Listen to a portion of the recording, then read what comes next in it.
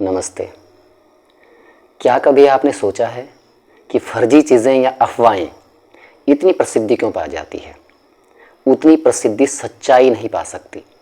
जो तथ्य होते हैं वो इतनी प्रसिद्धि नहीं पा सकते जितने कि झूठ अपनी प्रसिद्धि पा लेता है। ज्योतिष में भी कुछ ऐसा ही है। जो शुद्ध ज्योतिष है वो बहुत कम लोगों में प्रचलित है, उसका प्रचार बहुत कम है।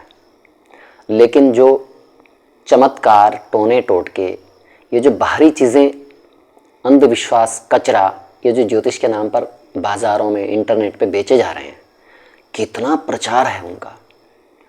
लाखों व्यूज़ आते हैं उसमें लोगों के। अब मेरी वीडियो आप मेरे YouTube चैनल में मेरी वीडियो आप देखिए, कितने कितने व्यू आ रखे हैं। 100 150 कोई देखना नहीं चाहता है सत्य को।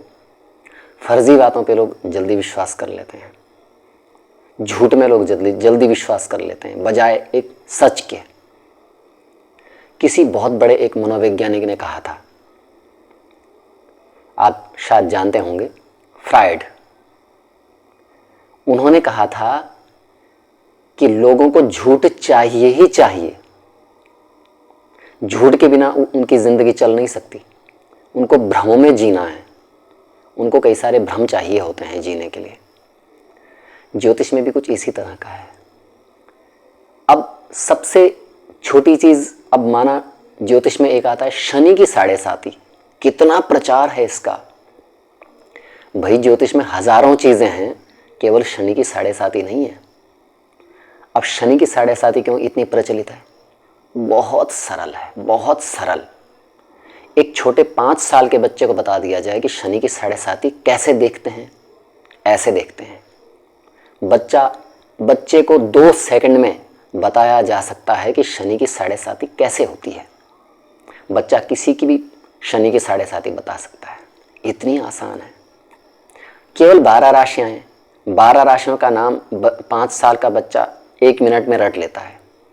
बस फिर क्या है, शनि की गोचर की स्थिति देखनी है। अब जिस राशि में शनि चल रहा है उसकी 7.5 है। 7.5 साल शनि 3 राशियों में चक्कर लगाएगा।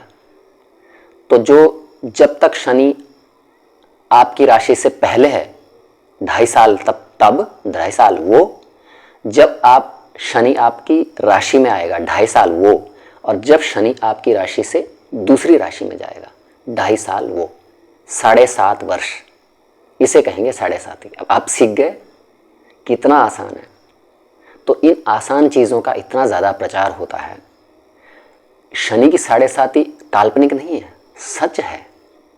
लेकिन किसी एक चीज़ को हम पकड़ लें और कहें कि भाई शनि की 7.5 लग गई, बर्बाद हो जाओगे आप, उपाय करिए, ये करिए, वो करिए। लाखों कारक हैं। ज्योतिष इतना आसान नहीं है कि केवल शनि की 7.5 ही अपना असर दिखाए। कई कारक, हजारों लाखों कारक होते हैं। एक काल सर्प योग है, कुछ लोग काल सर्प योग कहते हैं, कुछ लोग काल सर्प दोष कहते हैं। और एक इसकी जो एक सच्चाई है, ये बिल्कुल भी प्रामाणिक नहीं है। प्राचीन शास्त्रों में कहीं भी इसका उल्लेख नहीं है। प्राचीन शास्त्रों का क्या, नए शास्त्रों में जो जाने माने ज्योतिषी हैं वो उसको नहीं मानते।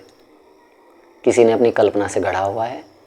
ये इतना आसान कि इसको अभी मैं आपको बता दूंगा तो अभी आप समझ जाएंगे और कुंडलियां देखने लग जाएंगे कि काल सर्प योग कैसा होता है।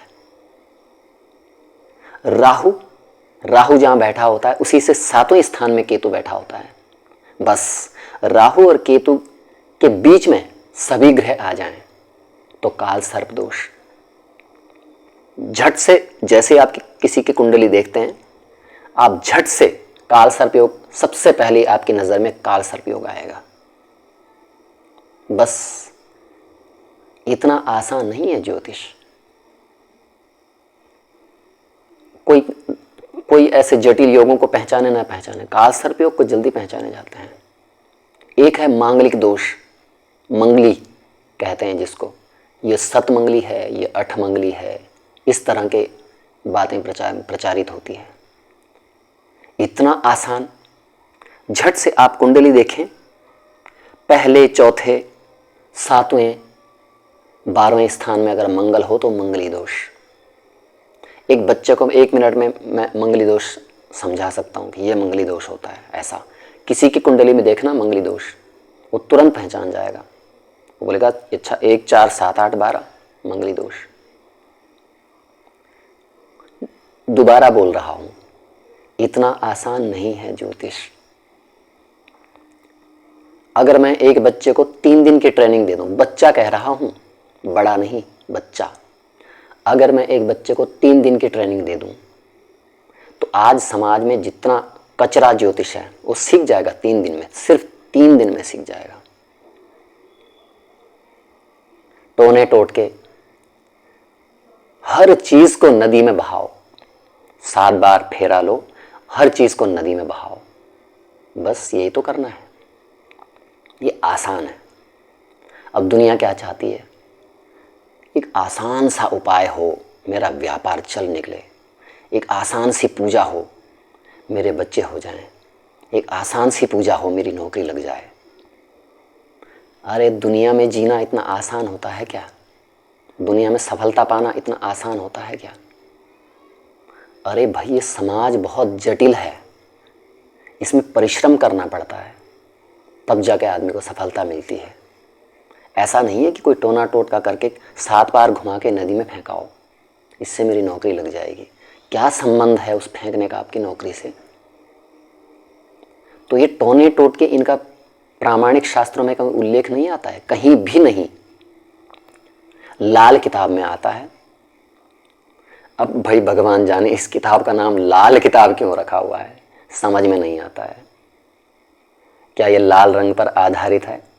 लाल किताब का अर्थ तो होता है जो पूरी किताब लाल रंग से लिपी हुई हो। पहले तो इसके नाम में संशय है। कब लिखी गई, क्या लिखी गई, इसका कोई इतिहास नहीं है। किसने लिखी, किस शास्त्र में इसका उल्लेख है, क्या इतिहास में इसका कहीं जिक्र आता है? नहीं। कहाँ से आई? रहस्य है। तो ऐसी चीज़ों का अध्ययन करने से फ़ायदा ही क्या है? किसी ने, जब मैंने एक लाल किताब की आलोचना पर एक वीडियो बनाई थी, तो किसी ने मुझसे पूछा, कमेंट में भी लोगों ने पूछा कि भाई आप लाल किताब की आलोचना कैसे कर सकते हैं? क्या आपने कभी पढ़ी है लाल किताब? अरे मैंने कहा पढ़ के क्या करें ऐसी चीज़ को जिसका नाम ही ऐसा है, रहस्यमय है। कोई इतिहास नहीं है, कोई लेखक का कहीं अता पता नहीं है, और बाजार में हजारों लाल किताब है एक दूसरे से बिल्कुल भिन्न। अरे लाल किताब का कोई एक सिद्धांत तो होगा कि ये है जी लाल किताब, ये सिद्धांत हैं उसके। हजारों सिद्धांत हैं, हजारों टोटके बना दिए लोगों ने लाल किताब के नाम से। तो लाल, पीली, सुनहरी, ये किताब को आप, ये ज्योतिष से इनका कोई संबंध नहीं है।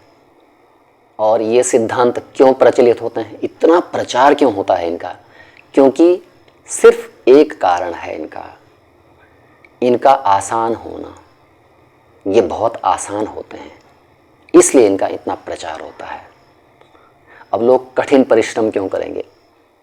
आप इंटरनेट में एक एडवर्टाइज डाल दीजिए, 2 घंटे काम कीजिए, 10,000 रुपये पाएँ, हजारों की संख्या में आपके पास आ जाएंगे लोग। समाज मेहनत नहीं करना चाहता, फल पाना चाहता है बस, चाहे वो फल झूठा ही क्यों ना हो। झूठी दिलासा देके दावा कर दें कोई कि बस ये छोटा सा उपाय करें आप माला माल हो जाएंगे। तो शुद्ध ज्योतिष का अध्ययन कीजिए, जो वास्तविक ज्योतिष है, जिसको ज्योतिष कहते हैं। भाई ज्योतिष के नाम पे जो कचरा फैला हुआ है उससे थोड़ा दूर रहिए। वो चाहे आप ज्योतिषी नहीं भी हैं तो भी वो आपका नुकसान करेगा, उसको मत मानिए, मत कीजिए उसको फॉलो। और अगर आप मेरी बात से सहमत हैं और मुझे सहयोग करना चाहते हैं, मुझे आपकी बस एक ही सहायता चाहिए। आप इतना मन बना लीजिए कि हम आपके साथ हैं, बस। तो आज के लिए इतना ही। नमस्ते।